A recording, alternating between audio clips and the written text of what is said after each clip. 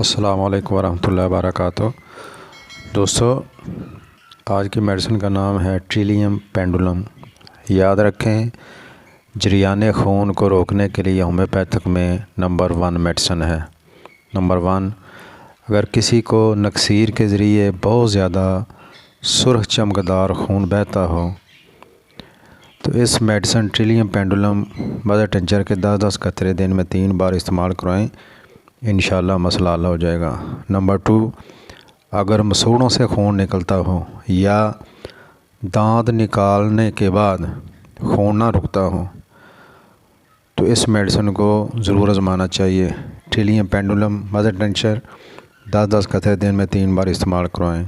Number 3, अगर मैदे की बीमारियों में खून की कह आ रही हो या खून मिली कह हो तो ट्रिलियम पेंडुलम को ज़रूर आजमाएं।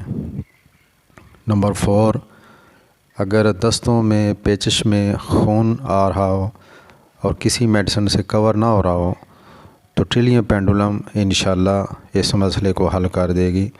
मदर टिंचर के 10-10 कतरे दिन में 3 बार इस्तेमाल करवाएं।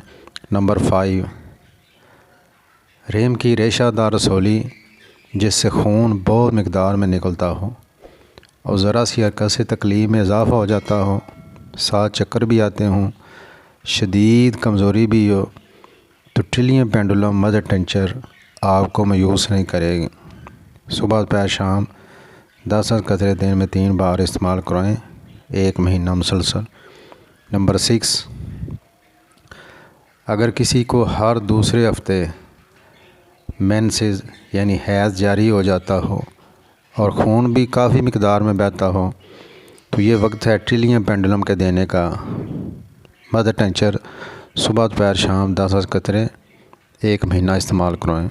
नंबर 7, अगर तीसरे महीने अस्काते अमल का ख़तरा हो और साथ खून भी शुरू हो जाए तो फौरी तौर पर ट्रिलियम पेंडुलम को आजमाना चाहिए। इसके 10-10 कतरे दिन में 3-4 बार 10-15 दिन इस्तेमाल करवानी चाहिए। अगर आपकी वीडियो अच्छी लगे तो इसको लाइक कर दें, शेयर कर दें और नए देखने वाले सब्सक्राइब कर दें। अस्सलाम वालेकुम वरहमतुल्लाहि वबरकातुहू।